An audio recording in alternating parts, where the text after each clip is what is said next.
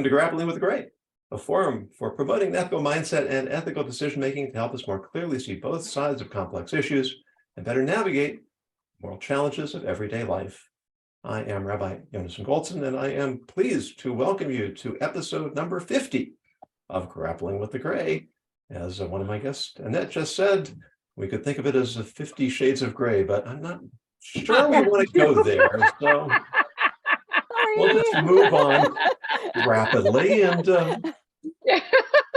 introduce our guest for today. With me is Sam Artery, who's a national mediator, trial lawyer, consultant, speaker, and author. He teaches negotiation at Indiana University's Maurer School of Law and is author of Positively Conflicted, Engaging with Courage, Compassion, and Wisdom in a Combative World, which is getting show up with my flowers. Screen, but I've read it and I really endorse it. Kimberly Davis is an author, TEDx speaker, and founder of the Brave Leadership University, leading development programs worldwide around authentic leadership, purpose, presence, and influence. And Annette Taylor is a researcher of evolutionary psychology and biology. Her website, Cave Dweller Club, offers guidance and insights on how we can better understand the way our own hardwiring influences unconscious bias and decision-making. Welcome, and thank you all for being with me. Thank you for having us. Thanks so much, Yonason. And What a here cool is- girl. I'm Yeah. excited. Here's today's scenario. Recently, Supreme Court Justice Clarence Thomas has been under fire for accepting lavish gifts from a wealthy friend. It's worth noting that neither Moses nor the prophet Samuel ever asked to borrow a donkey on the slim chance that it might be perceived as leveraging their authority and prestige for personal gain. That being said, even the esteemed Yale law professor Stephen O. Carter, writing for the Washington Post, found more smoke than fire in the allegations. He did, however, cite the Wall Street Journal's Pulitzer Prize-winning series that found some 2,600 federal officials with investment holdings that pose serious conflicts of interest. His deeper point is that focusing on isolated, high-profile ethics charges inclines us to overlook more systemic problems of considerably greater concern. Scripture's warning that bribery blinds the eyes of the wise finds support from both human psychology and common sense. How demanding should we be in expecting strict ethical standards from our elected and appointed officials? What steps can we take to influence more rigorous yet balanced guidelines and their even-handed implementation? Finally, what standards should we set and tactics should we employ to avoid putting ourselves in situations that will skew our ethical judgment? The floor is open. Wow. Well, I'll begin and then I'll shut up. Go ahead, Sam. No when I moment of was- silence is necessary. When I was reading this, what I was thinking about is what underlies, whether it's Clarence Thomas or somebody in the Supreme Court or anybody else, which is the more power we have, whether it's status or whether it's money, the more entitlement we tend to have and the more hubris. And because we all think we have just the right amount of common sense, once we get to that level, we also think we're entitled to have you respect our common sense and not question us, which is kind of similar to what the Supreme Court justices have been going around even before this, because Stephen Breyer did it before he left, and talking about how, golly, we're independent and we're not getting the respect we deserve. And it's a little difficult to stomach someone who's an appointed for life Supreme Court justice playing the role of victim. So I'll shut up. Yeah. Yeah. Well, and so there's so much to this question, Yonason, because there's ethics where we're going, where's the gray area for ethics? And can we hold people to a very high standard for ethics? And then there's the conversation of morals, which sometimes we can overreach that as well. So, and I think so oftentimes people get ethics and morals confused, and so they want to control the morals, but not the ethics. So it's such a sticky hairball of a topic, Jonathan, that you're so good at coming up with.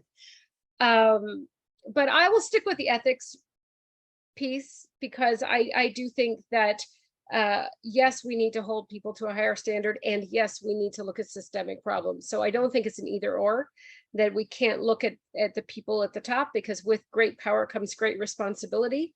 And if you're willing to be in that position, then I think that you you have to be willing to carry the responsibility that comes with that.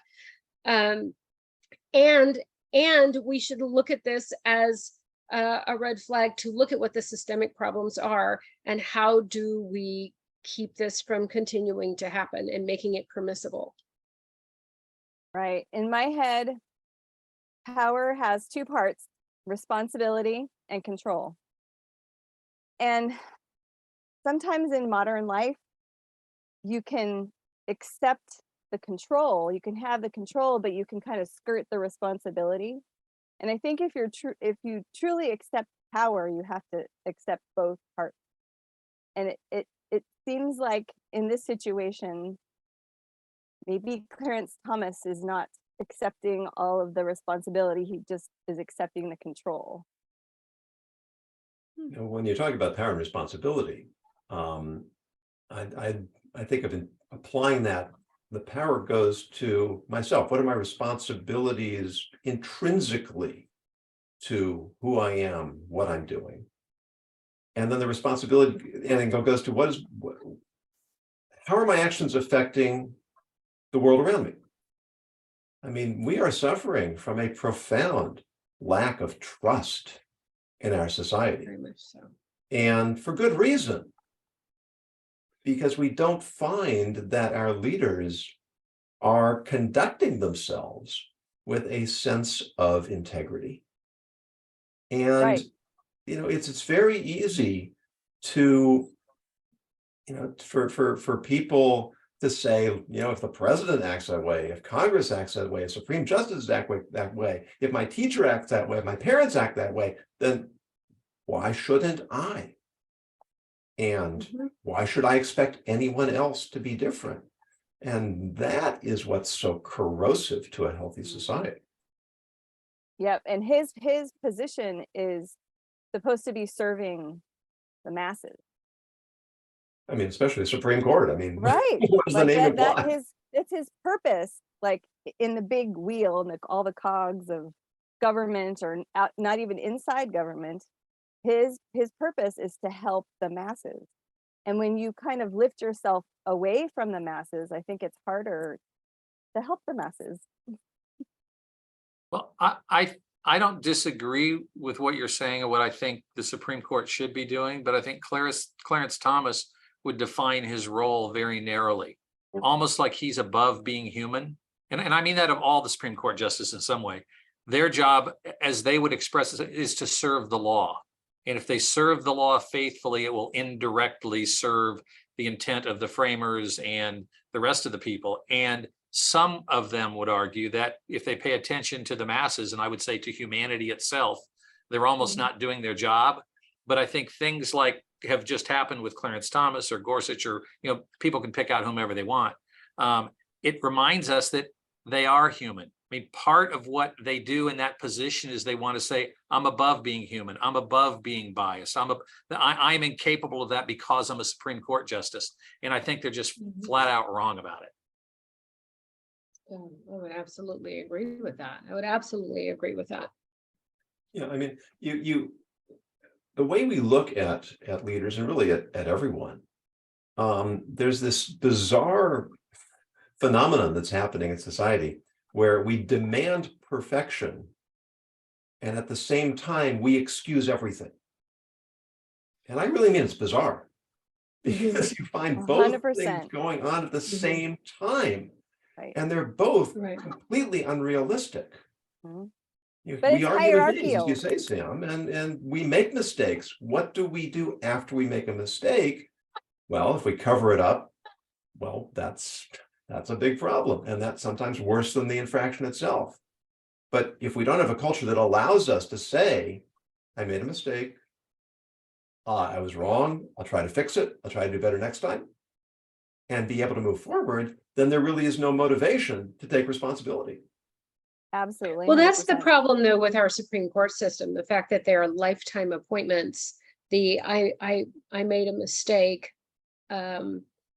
is such a fracture of trust, because how do we know that this won't happen again? And this the influence is so big. The amount of money, the amount of influence that is being swayed is so overwhelmingly big. This is not like, I do a lot of work for the Federal Reserve. They can't even buy me a cup of coffee.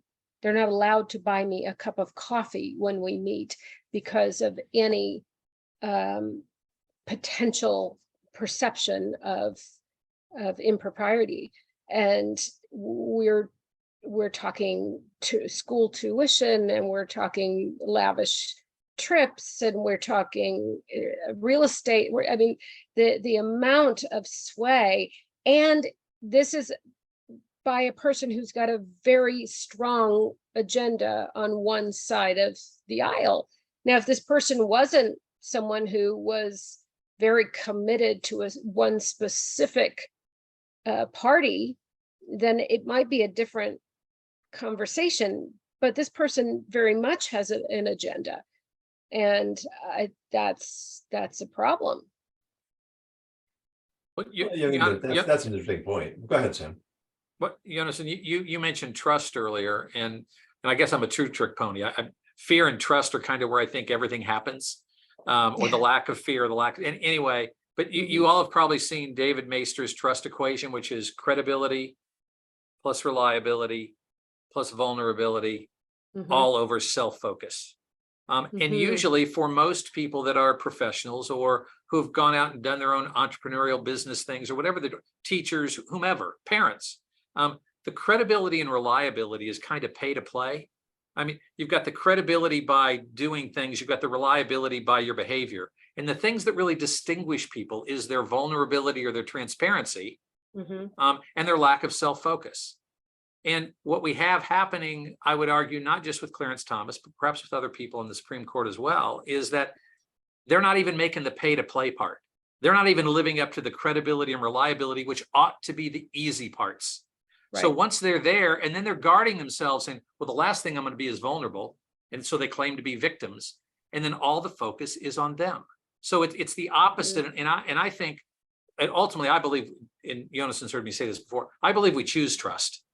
Now it can grow because like when I'm standing on the side of a busy road in Chicago and people are looking at their phones and driving 60 miles an hour, I'm maybe making an irresponsible decision to trust those drivers, but I'm making a decision to trust every day in all kinds of ways we don't think about. And we're making that decision often not to trust these people in positions of power.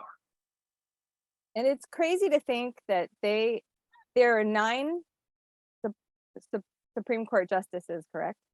Yes. They are part of a group. So they really should be coordinating.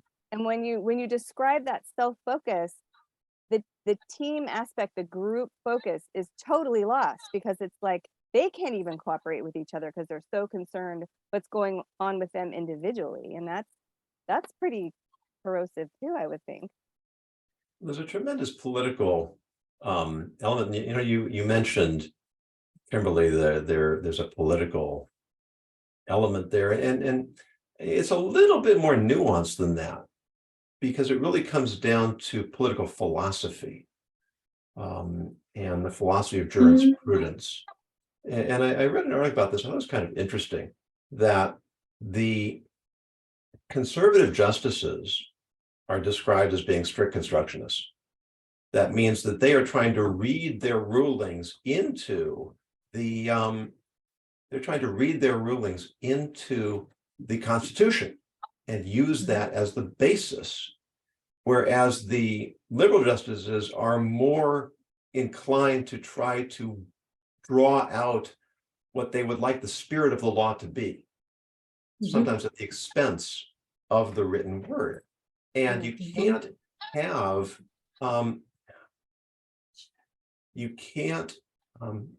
Excuse me, 1 second. Home offices. Welcome to being human, Jonathan. Yeah, I'm above that.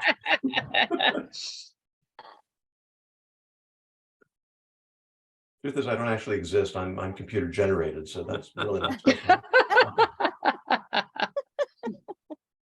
But the truth is, there's an element of truth to both those positions.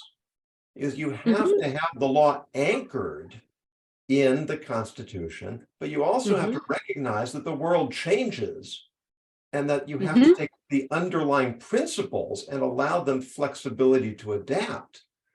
But as you said, Annette, they're not willing to work together to try to find balance between those positions. They're trying to beat each other into submission. Yeah. And then it has the appearance of political ideology, even though it may on some level be rooted in judicial philosophy. Right. And there's a reason there's 9 of them. It's an odd number, right? Yeah. And it's such a small group. Like in my head, it's a small group of people that should be able to coordinate. There's only 9 of them. Like if you get into numbers more than 150, biologically, then you start having trouble. But when I see a group of people that's 9 people and they can't coordinate, and they're trying to put insert hierarchy into such a small group, it just does not make sense in my head.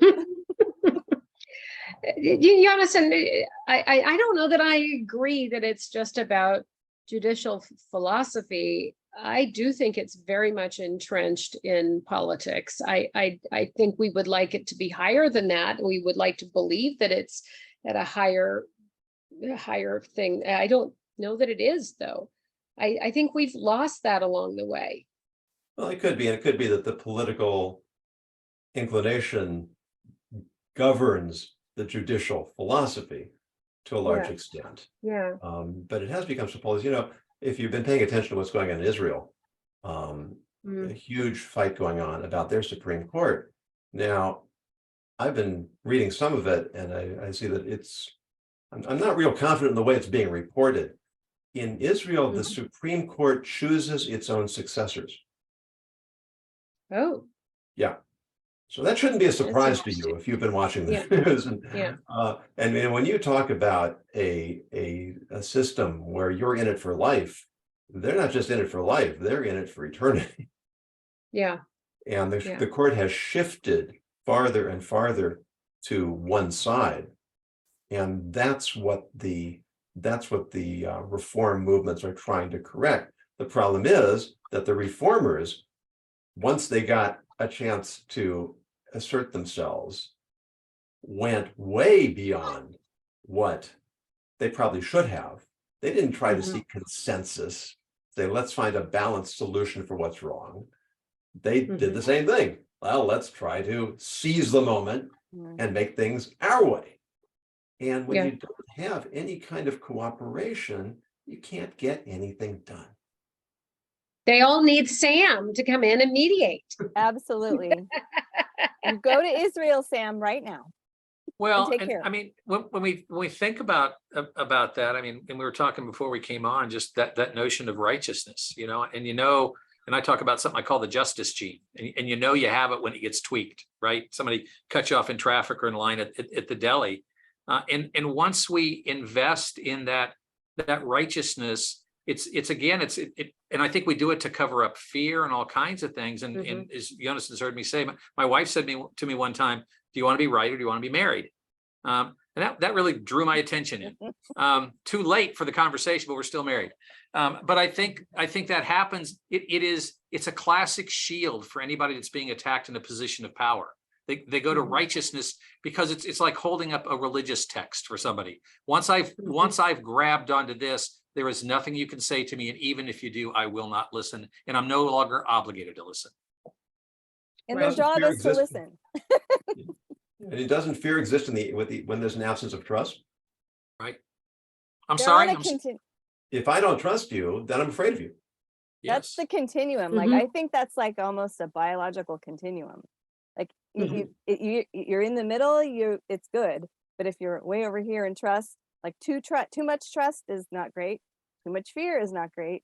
And if you Mhm. can like consciously watch yourself, keep yourself in the middle, then like in the gray, right? That helps a lot. Well, and I think everything's such a slippery slope. I don't think that when things start out, it's not starting it. I'm going to create this egregious act. I'm going to do something that really it goes against all ethical principles. I'm going to say yes to this one thing, and then I'm going to say yes to this next thing, and then it makes it easier to say yes to the next thing. And I think that's why, you know, when I look at the Federal Reserve, it's very black and white. We do not permit anything, nothing, because one little thing leads to another little thing, leads to another little thing. And then where does that leave us?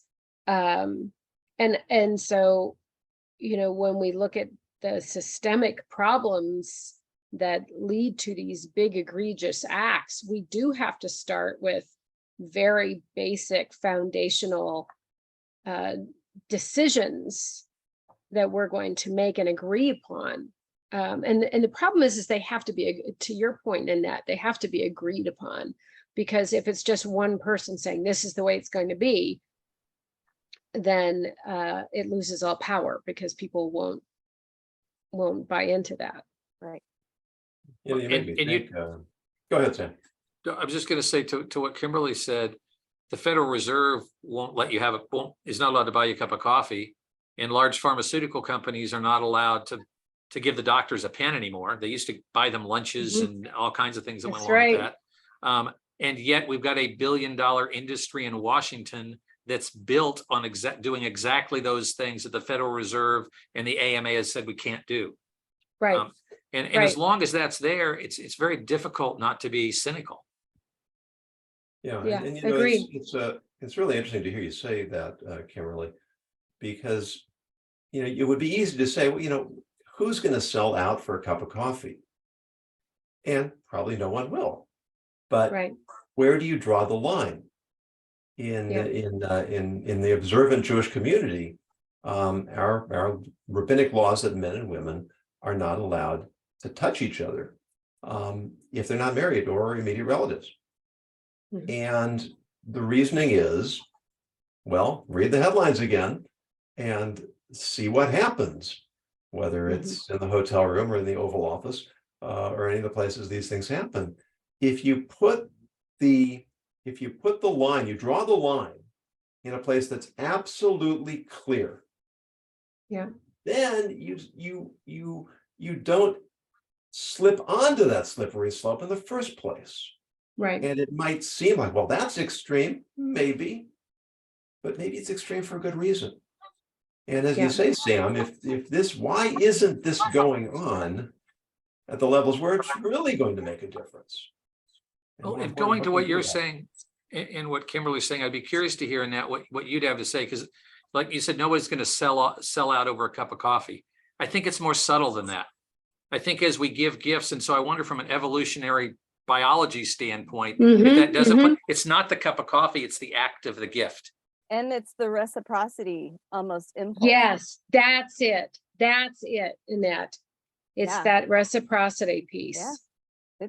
It's huge. And it's one of those, there are these things called instinct blindness. And I think that might be in that category. Like, you do something nice for me and maybe you unconsciously want to pay that back. Right. Right. And I think that goes back to what Sam was saying earlier, is that that's a basic human behavior, right? And if you think that you are not human, that you are somehow above being human, then you're not admitting these very biological things that are true for all of us. And I mean, how can you be given a lavish gift like that and not want to do something to repay that in some way? Yeah, it's so true. And talk about being human. I mean, humans aren't perfect. Right. So, I mean, if we are saying the Supreme Court justices are human, we should also be prepared for them to make a mistake. Right. And yet you have to say, okay, a mistake. Or is it a mistake, a mistake, a mistake, a Right. mistake, a A mistake, a mistake, a mistake mistake, a mistake? That's a pattern. And- That's not a mistake. Yeah, Like, so it's I messed up. Yeah, we all mess up. We're Yeah. human, but yeah. the And I now messed maybe, up for decades is a different conversation. yeah. right? And he didn't think it was a mistake, obviously. Well, and We had a even great more time. broadly, So, and more broadly than just Clarence Thomas is if we've got an institution that has that kind of power, that has so few people in it, that is not accountable. I mean, the only accountability really is an impeachment process, which is an inherently political process. I mean, Yes. lawyers can lose their licenses to practice law for all kinds of reasons that don't involve illegality. They involve ethical or moral failures. right. And we've got a Right. Supreme Court who, at least as far as we can tell, doesn't have any obligation in that regard. And even if they did, there's nobody to enforce it. Yeah, it doesn't Right. make much sense. Right, which is why I think so many of us feel very vulnerable because we don't know what the rules are anymore. Nothing is clear anymore, and we don't know what we can hold on to and what we can trust and believe in. Yeah, it's Well, that scary. goes back to the trust and fear right there. If we don't trust the Right. system, then we end up feeling vulnerable. Because Well, there's a woman, yeah, sorry, I'm the example of what you said people don't do. I'm talking over the top of people. So I'm happy to sit here and be quiet for a little no, while. go ahead. Well, with going to what you just said, there's a woman named Linda Stitka, who's at the University of Illinois, Chicago, and she researches a lot of moral decision making. And what she points out is that once we take righteousness and we add a moral dimension to it, what the experiment shows, we're willing to do almost anything, regardless of what the rules are, including violence and lying. Mhm. So once we have this patina of righteousness, and then we add a moral umbrella over the top of that, the Mhm. chances for our behavior to go haywire in multiple ways it's unmeasurable almost. Wow. Yeah, And then and of it's course we don't agree on what's moral or what's ethical. Oh, then that just adds Right. another layer of confusion. right. Right. Go ahead, Annette. I was going to say, and it flew out of my head. Um, It'll come oh, back. okay, I got it. Okay, so things that are unexpected. I want to talk about expectations for just a second, because if we have all these moral or ethical expectations and then suddenly what we expect isn't happening, we automatically get kicked into fear. It's just like part of our DNA almost. And then we have the overreactions and things like that. And we're talking about people who are supposed to like being taken care of us. They're our leaders. And they're acting above us. Like it doesn't feel right. Well, there's that acronym for fear, right? False expectations appearing real. Right. And Right. I agree that expectations are often the root of all evil. When they're unreasonable, when they're unmet, because Yeah. then that sense of injustice spreads into our lives. And Absolutely. once we can't count on our environment treating us fairly, then Right. we lose our motivation to act in a Totally. way that would support that environment. And realistic expectations are probably really important too. And if you're expecting your superior court judges to be perfect, that's not exactly a realistic expectation in my head. But at the same time, if you're not paying attention, you're going to miss it. Like we can't just blindly I have mixed feelings about the whole till death. Like you have that position until death, because by the way, somehow people are leaving before they die.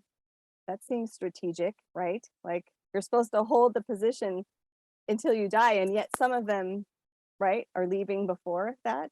Occasionally, Oh, not too often. Yeah, but it just, I don't know.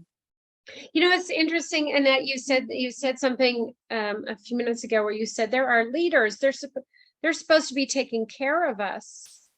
And what struck me about that was, well, I don't look to them to take care of me. In fact, I have zero expectation that they're taking care of me.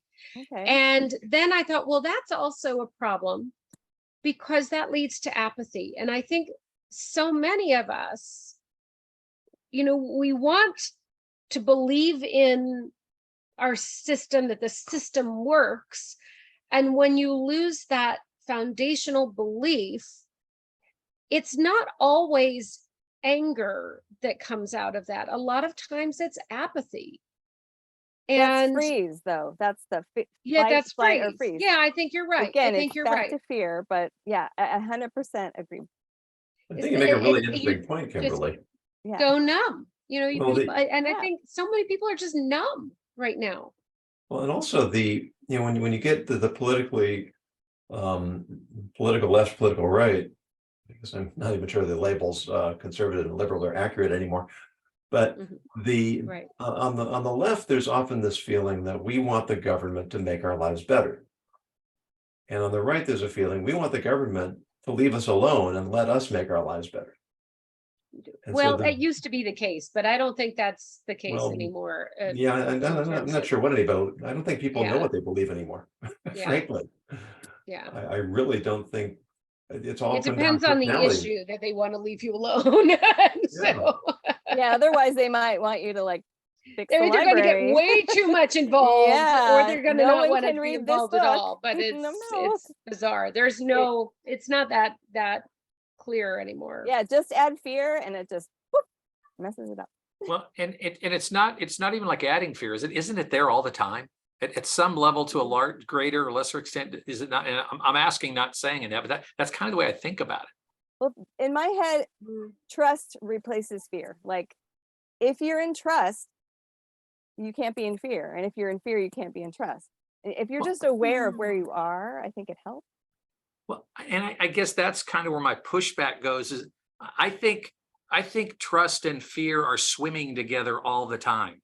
And sometimes it's way more trust and way less fear. And sometimes it's way less fear and way more trust. But I don't think of it as binary, as if you're in trust, you can't be afraid, or if you're afraid, you can't be in trust. And that's, and kind of going to what Kimberly was saying too, with you don't expect our leaders to take care, you don't expect them to take care of you. And yet, and I'm not saying that individually that they're going to take care of us, but I would argue that their job is to take care of the institutions that allow us to take care of ourselves in an orderly way. I mean, what I do I love allows. the way that you frame that. Yes. Yeah, you can say that again, Sam. That's worth repeating. That was good.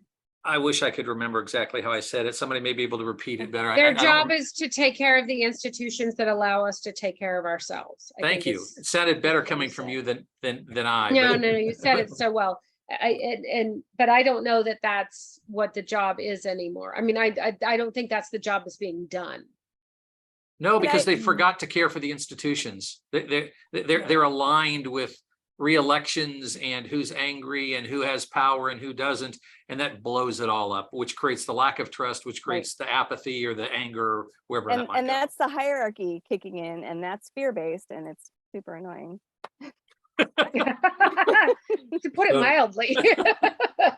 But real quick, that what you said that encompassed what I feel government's job is to provide like a safety net.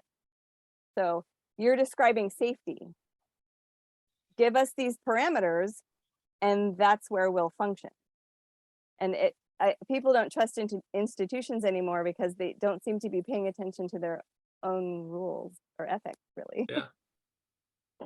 So as we start wrapping up, and we turn this in a more optimistic direction.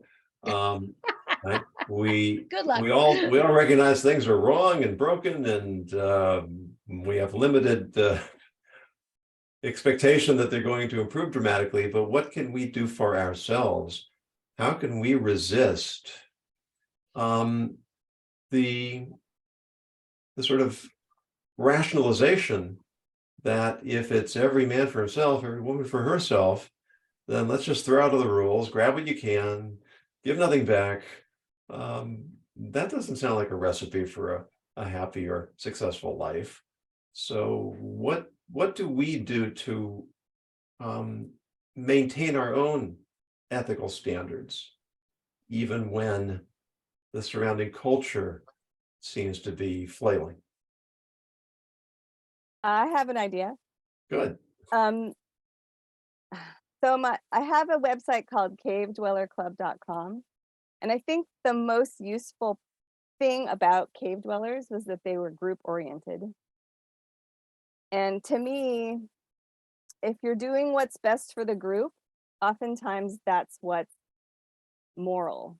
Sounds like a hefty word for it, but that's kind of how I scaffold my life. That's referring back to the, what was it, self-focus? Was that the term you used, Sam? At the Yes. bottom of the equation? Be less focused on ourselves and more focused on our community. Yep. And make sure your in-group is not very small. Make sure your in-group is like bigger than just people just like you, which tends to happen. Right. As a device, diversity of thought is critical. I mean, liberals and conservatives need each other.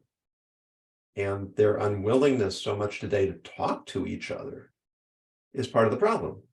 Because then instead of keeping each other balanced and honest, each group mutates into a caricature of itself. So the willingness to talk to people and engage people who think differently from us, and the self-discipline to surround ourselves with and attach ourselves to people of quality, not just people who confirm our predispositions or preconceptions, or ideologies, but people that are really worthwhile. The sages taught, woe to the wicked and woe to his neighbor. If I want to go surround myself with people who are unsavory, that's going to rub off on me. And in this modern incarnation, Jim Rohn said, you are the average of the 5 people you spend the most time with. Right. And that doesn't just mean my friends, it means the information I consume online, the things I read, the things I listen to, the things I watch. If we try to elevate ourselves, elevate our thinking, I think that's how we resist the downward pull that's so pervasive now. I want to say 2 things, and then I really will shut up forever. Maybe not forever for this Don't podcast. shut up forever. I'm going to give you the last word, Sam. So One is I agree with you that that's really important. Surround yourself with people of character would be my paraphrase of that. The other is to have people in our lives that will tell us the truth and point out that we tend to use very limited thinking to people we disagree with and decide because we disagree with them, they have no character. And I think that is a hard balance to find. Right. So Right. buying lunch for the person that doesn't look like you, isn't on the Federal Reserve, so you're not violating any ethical things, and who doesn't think like you. Well, there's nothing to gain other than the possibility of connection and being open to that. Being open and curious and non-judgmental is really hard if I don't like someone, and I got to get beyond that. Yeah, so what comes up for me when you say, seek out people of character, and just to paraphrase what you both said, we see what we look for. So can we really identify people of character ourselves? Because we're going to think the person that thinks just like me has got character.